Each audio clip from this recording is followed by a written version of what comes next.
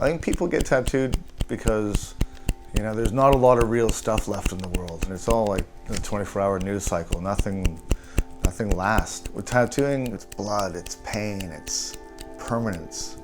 When you get that needle in your skin for the first time, you have to be there. You can't just call it in. You have to sit there and take the pain, and then sit there and heal it, and then you got to live with the consequences of your action. Good morning. Welcome to the East West Podcast with your host, Horisumi. On this, I think it's March 15th today, 2024. The year is going fast. And so today it's just me, a little chat as usual. No interview lined up. Maybe an interview next week. We'll see how we go. I'm going to take a little bit of a pivot onto an interview. I might be interviewing some clients of mine going forward, just to get their perspective on getting tattooed and what their process was like. And I thought that might be interesting. So we'll see how that goes, see if that pans out. I've decided I don't want to just interview every tattoo artist I can find for the sake of it, because I think some of the stories get a little bit repetitive. I'm still going to pick and choose specific artists that I want to talk to.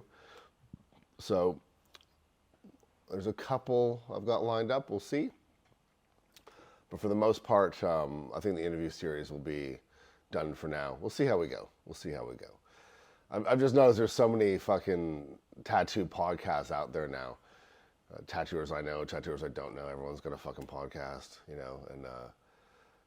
I don't know, some of them are pretty cringe, right? And I think a lot of tattooers are a little bit shy about doing podcasts. Serious tattooers, like I did the Waboripedia podcast a couple weeks ago, so you can find that on the Waboripedia page. That was fun. That was interesting. It was a good talk. But there's a lot of silly podcasts out there and stuff, and I get it. I listen to some of them, and I'm like, oh, you got tattooers trying to sound like fucking gurus and shit, and I hope I don't sound like that, man. I just like talking shit and getting my little opinion out and, being a little bit contrarian and giving you a different perspective on things. I'm not here to fucking be a guru, man. I'm just trying to have fun and get my message out. Yeah, it's fucking tattooing is in a funny place right now because, we've had this massive explosion of tattoo shops and tattoo artists and then fucking boom, the economy has just gone to shit. And there's a lot of tattooers sitting around doing nothing, right? Tattooing slow for a lot of dudes. Like I'm busy. I'm like booked up for like a year and a half, and I got probably half my guys here have work, but I got a lot of guys sitting around, fucking sitting on their hands waiting for stuff to walk in the door. And from what I understand, every other shop in town is the same. From what I understand, every shop overseas is the same. There's a lot of dudes sitting around doing nothing. And so a lot of, being creative types, tattooers, they're on there fucking making videos and podcasts, and there's a lot of funny content being made. There's a lot of cringy content being made. So I don't know, it's funny. It's funny. I mean, I don't know how this looks. I think a lot of shops are probably going to end up closing, and people are going to have to, from what I've heard, tattooers are already having to get side jobs, doing other stuff to make ends meet. And this is the kind of stuff that old timers, and the gatekeepers would warn you about. It's like, yeah, when times are good, man, everyone fucking teaches their friend how to tattoo. And then, when things get back to normal, right? I would say, back to normal is when everything contracts and tattooing becomes niche again. And there's not heaps of money for, like, we were still running off COVID money up until late last year. And then, all that's run out, inflation's high, cost of living's through the fucking roof. Mortgage payments are fucking huge. Tattooing's a luxury item, right? Tattooing gets put on the back burner, like, yeah, I'll get that tattoo later. I got bills to pay. And so, it becomes a lot less important when you can't eat. And so all the stuff that old timers warned about, guys my generation warned about, like I see these, like, I take apprentices, right? I run them through a 5-year program, and I try to teach them right, how to be good people and how to be good tattooers and how to be ethical and moral and all that stuff. I try. But there's shops in town that are just grinding out, they'll take apprentices, they'll turn someone into a tattooer in 2 or 3 months, right? And they just churn them out just to fill their shop. Or they have 2 shops or 3 shops or 4 shops, and that shit's coming back to bite everyone in the ass now, right? And then you've got the corporatization of tattooing. Like, there's some stuff I learned recently that there's a corporation that owns a piece of all the different supply companies and all these different, not just supply distribution companies, but also owns manufacturing companies like this machine, that supply, that ink. It's like an umbrella corp that owns all this stuff, and it's a massive corporatization of tattooing that's kind of being played out in the shadows a little bit. Obviously, if that's your business model, is to own supplies and ink and all that stuff and machinery, you want there to be more tattooers to buy your stuff, so you promote the tattoo world, right? And you get more young people involved, and then you've got fucking Big W selling tattoo kits for $110 now. This came out a couple days ago. They have $111 for a 2-machine tattoo kit with a set of colors on Big W online.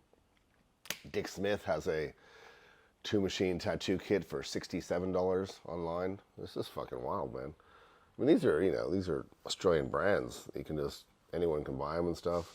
So while while tattooers are very legislated, very controlled, very restricted, to get my tattoo license and my operator license here, I have to get fingerprinted, photographed, fully background check. I'll get all these rules where the cops can come into the tattoo shop with the dogs and go through my financial records and no warrant needed. And well, that's all fine. We're on the up and up. But it's a bit of a, treating us like criminals, right? Meanwhile, big brands are selling fucking tattoo kits online for $100 to kids, and they can just tattoo from their fucking kitchen, spreading diseases and shitty tattoos. I'm not sure which is worse. And it's like, what the fuck's going on, man?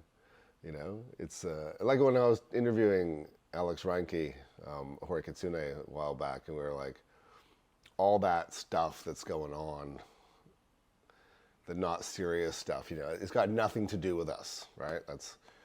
That part of tattooing's just, fake and gay. It's got nothing to do with us. But it affects the tattoo world at large, right? Like, I don't know what ink Big W is selling with their tattoo kits, but I guarantee it's probably not good.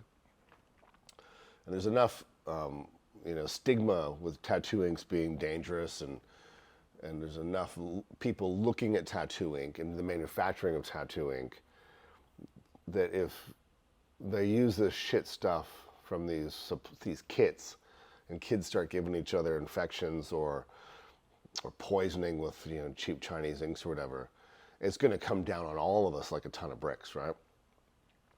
So there's that to consider as well. I mean, the future of, and I'm not a negative person. I don't want to be negative. This podcast isn't negative. I'm not a bitcher, whiner, complainer.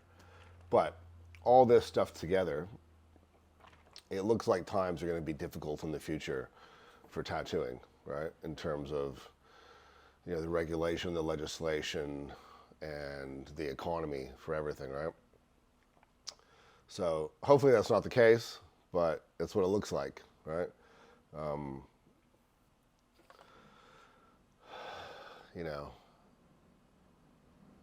There's enough negativity towards tattooing from the outside. I don't need to give any I love tattooing, right? I love the tattoo shop scene. I love everything about it. But it's been promoted so heavily as a lifestyle to young people that have no idea about it,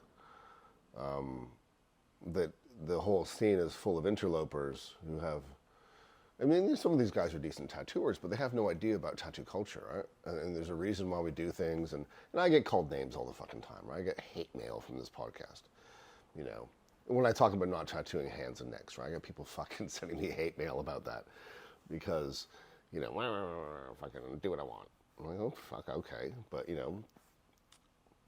when you make tattooing super visible in people's faces, it offends people. And then those people work against you, right? This is why back in the old days, the old timers were very much about keeping tattooing on the low, right? Don't put it in people's faces, because it's a shadow craft, right? It lives in the transition between the underworld and the mainstream, right? So mainstream people will get tattoos. It belongs more in the underworld. And if you start bringing underworld stuff and flaunting it in the face of the mainstream, you're going to attract negative attention. And that's where we've gotten, right? Tattooing's been around for 100 years.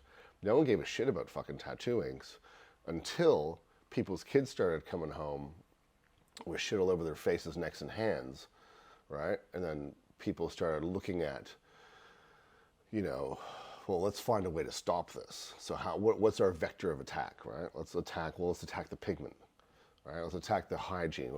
Well, tattooing's clean. Everything's disposable. Everything's single use. Everything's sterilized and comes in a package. So we can't attack the hygiene. So we'll attack the pigment, right? And they tried here in Queensland to set a precedent like they have in Europe, which was to attack the pigment colors. Luckily, that attack was pushed back by the efforts of the PTA and the ATG, PTTA, sorry, and the ATG. But I don't think that's going away. I think it's going to come back again from a different angle, because basically what it looks like is these big corporate umbrellas that I was telling you about, right? The big corporations that own all these companies, they want to have a stranglehold on ink, right? So they are also pushing for regulation by pointing out the inadequacies of the current ink manufacturing process, right? They want there to be like a global standard and all this kind of stuff. So big companies, like cosmetic companies, as an example, really tried to get into the ink game a while ago, like Revlon specifically, so they could manufacture on a giant scale and then sell it off to smaller companies, right? So we'll see how that goes. We'll see what happens with that. And maybe, having these supply kits being sold for $100 is a way to bring that about for them, right? If they flood the market with shitty ink and shitty tattooing and they make tattooing look really bad, like, who at Big W thinks it's a good idea to sell a kit marketed to amateurs for $100? I mean, obviously it's for kids, right? Teenagers. You wouldn't sell a home dentistry kit for $100 or a home surgical kit for $100, right? Or something that is life altering, right? So it does raise questions as to why and who would do that, in my opinion. Or maybe they just don't fucking know and they're just idiots, right? Either way, it's not good. So there's that. I've got some other stuff I want to talk about as well in terms of, when I talk about how I am now, my ethics and morals and my philosophy towards tattooing, this was a journey I went on. I was a street shop tattooer for years. I worked in red light districts in Europe tattooing. I've gone through the whole process, right? I wasn't always the person that I am now. I mean, it's what I'm trying to say is if you yourself are interested in these ideas, but you haven't always followed the rules, or you're unaware of the rules, or you're unaware of the culture, it's never too late to embrace them, learn about them, and make yourself a better person and a better tattooer, right? Because for me, it was a journey. Like I never tattooed hands and necks and faces. I never did that. But other things, just as being a better person, was an evolution, right? Tattooing in general, I'm probably going to attract some negativity for saying this, is kind of attracts a degenerate crowd, right? I mean, there's a lot of degeneracy in tattooing, right? And it doesn't have to be that way, right? It doesn't have to be that way. And you can drag yourself out of that degeneracy and be a good person and still do tattooing and be part of the underworld, right? If that makes any sense, right? People who know what I'm talking about, and so this kind of philosophy of trying to be a better artist, be a better business owner, be a better person is all part of the journey of of being better, right? And using tattooing as the vehicle for that, you know? Like a lot of tattooers are, you know, low effort, right? Low effort, especially now, right? Piece comes in, client comes in, they'll do the bare minimal drawing on the iPad, fucking bang it out, tattoo it on them, get as much money as they can for it. And then they'll wonder why they're not fulfilled, right? Why they don't like tattooing anymore. And this is really common with street shop tattooers. And with all tattooers, right? It's super common because they're putting no energy into it and they're getting nothing out of it, right? And it doesn't have to be that way. And, you know, and I was that way too, right? I'm not gonna lie. I mean, in the 90s when tattooing was huge, when there's a big upswing in the 90s and I worked in a street shop and I was still learning, making heaps of money, you know, it was just too much money. It was too much for too little effort, and it creates a negative mindset, right? And a lot of guys have that and they get it and it's contagious, right? And you see people doing low effort work, getting paid, and again, you just get that sense of it's not fulfilling. It's, and, you know, and a lot of tattooers start to hate tattooing, right? It's super fucking common. I get DMs all the time about people that are like, hey man, I appreciate your philosophy, I appreciate what you're saying, you're making me love tattooing again, this kind of thing, right? Because with no role model and no guidance and nothing to aspire to, right? A lot of young tattooers get into this low effort mindset and wonder what the fuck they're doing, right? I'm just drawing fucking pictures on people, right? I'm just drawing stupid shit, right? And you draw stupid shit on people all day, every day, and it fucks with your head, makes you super negative. And I'm saying it doesn't have to be that way, right? When I changed my mindset, when I changed my whole fucking mindset and pivoted, and I put energy and effort into every little tattoo I did, that's when my career really started to take off, right? And this is, you know, this is the key, right? Is no matter what you do, is to find purpose in it, right? You know, it's like that saying, right? You know, you'll be happy when you're happy with what you have, right? So if you're a tattooer, then find purpose in what you do, put all the energy and effort into it, make beautiful tattoos, give good customer service, and build tattooing up. And one of the reasons I think tattooing has slowed down a little bit, apart from the economy and apart from, you know, all the cost of living stuff and the absolute fucking explosion of the amount of tattooers and shops around, is that so much of it's low energy tattooing, right? I mean, there's so much, I don't want to say shit tattooing because it's not shit. It's just low effort, right? It's low effort, low energy. You know, people aren't drawing stuff anymore. They're just tracing stuff on the iPad, and they're just letting the customer get dumb stuff without trying to talk to them or, you know, counsel them to get better stuff or explain to them how I mean, I see so many tattoos that are just, I look at them and go, that tattoo's gonna disappear in a year. Super fine line shit. It's not staying, right? So that's gonna demoralize. Someone who just spent $300 on a tattoo that's gonna disappear and look like a little ghost line in a year, it's demoralizing to the client. And then when they see all their friends have the same shit, it hurts tattooing, right? I mean, in the big scheme of things, people are just gonna look at tattoos and go, tattoos are stupid. They don't fucking last, right? And this will destroy tattooing in a lot of people's minds. And then they'll get other people, you know, no, tattoos don't fucking last. Look at my tattoo, it's shit, right? So this becomes a snowball effect, right? And, you know, and you can be like, yeah, well, that's not what I do. It's not what I do. It's not, you know, but it's still tattooing, right? It still falls under the umbrella of tattooing, and it still hurts tattooing, right? So these are just things to consider. You know, if you want to help tattooing, A, get real tattoos, and B, do real tattoos, right? And, you know, spend some time talking to people that know what they're talking about, and, you know, put the effort in, put the energy in, find purpose in what you do, right? I'm not here to be a fucking guru, man, all right? I'm not your guru. I'm just trying to fucking help tattooing, right? Because I see the direction it's going, right? And it's not a good one. So hopefully we can, you know, save a little bit of it, turn the ship this way, and potentially help some people make better decisions, and hopefully help some artists save their careers, right?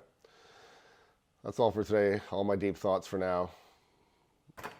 I'll see you next time, guys. Listen, I love to hear from you guys, so DM me, comment, like, subscribe, all that shit, right? Buy a t-shirt from my web store, you know. I'm a little bit tired today. But anyways, I hope you guys enjoyed the chat, and I'll see you guys next time. Thanks for watching.